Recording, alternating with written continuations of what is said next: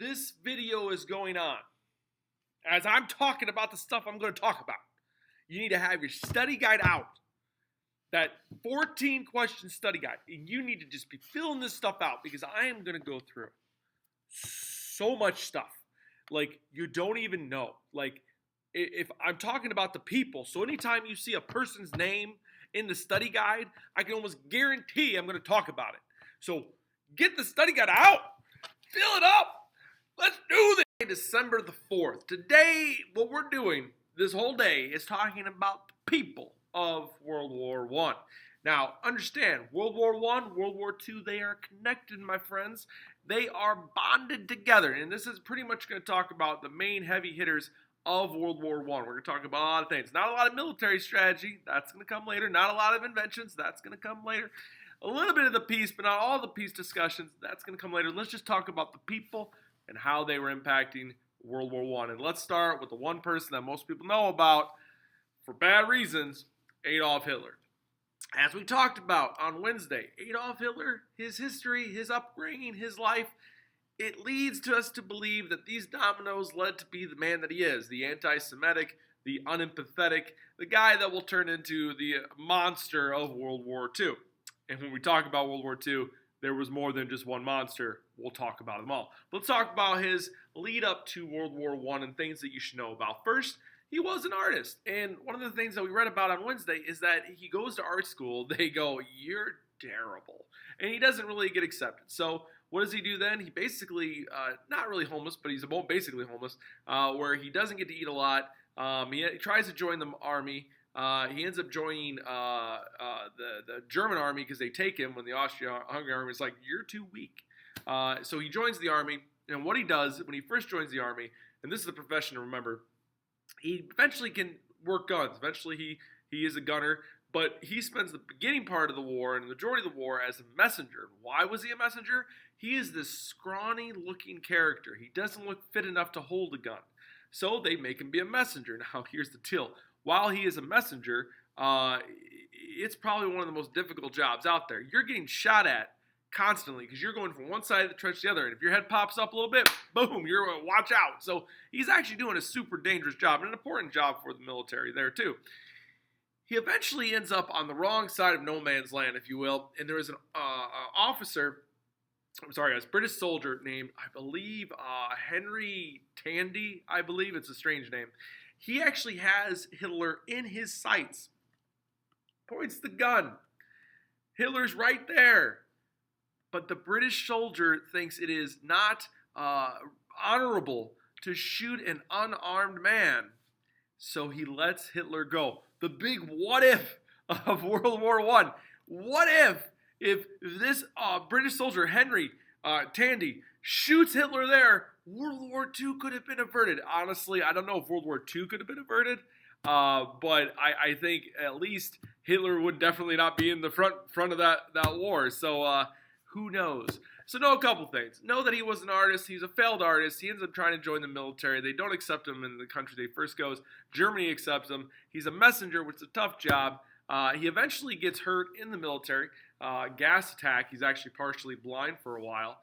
And that's actually where he finds out that the German government has quit the war, has thrown up the white flag of surrender. He hears this while he's in the hospital and he's blind and he is angry.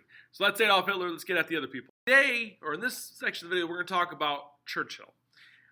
Churchill comes from a very prestigious family of wealth and power.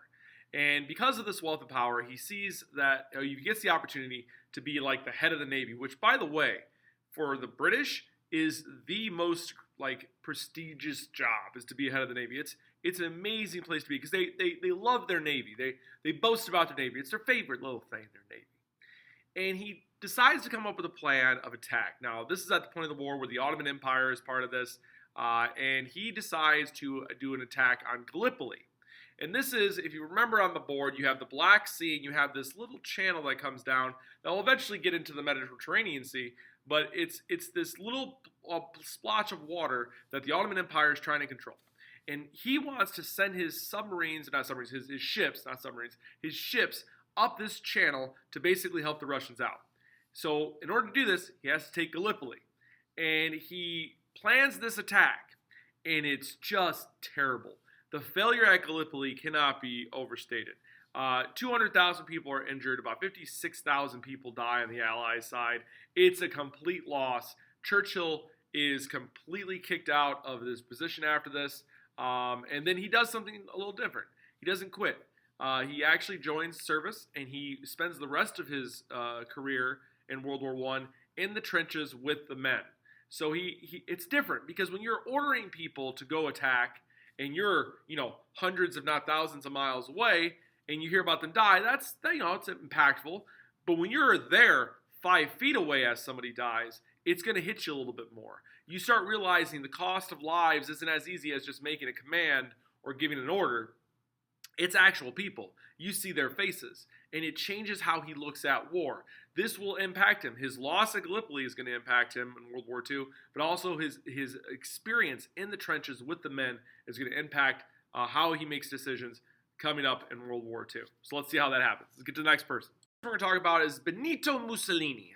He's from Italy, and Italy has a very complex role in World War I. They're on the triple threat, the triple alliance side with Germany and Austria-Hungary, but relatively a year or so into the war, Italy decides to go to the other side, mostly because of infighting between them and their other allies, and also the promise by the allies, the Triple Entente, which I'm going to call allies. They promise Italy that they're going to give them more land, which is the whole purpose of why they wanted to join that Triple Alliance at the beginning, is to be more powerful and have more land, so they joined that other side. Well, anyway, Mussolini is basically a pacifist, which means he doesn't want war, he doesn't want attack. This is before the war. He joins the war, and he's a sniper. If you know what a sniper is, this is somebody that's going to be far, far away, hundreds of yards away, taking out people with the gun because you're a good marksman. He's a sniper, and his work as a sniper changes some things in his mind. We're fighting the good fight. We're fighting the good fight. We deserve to be put on a pedestal. We deserve to get respect, because look at all of these Italians putting their lives on the line. And so when he gets done with the war, his work as a sniper, and seeing all the death and destruction, and seeing all the effort from Italians, he realizes that he needs to push for Italy to become the power that it deserves to be. And this will lead into him taking over Italy, which we'll talk about when we get to World War II.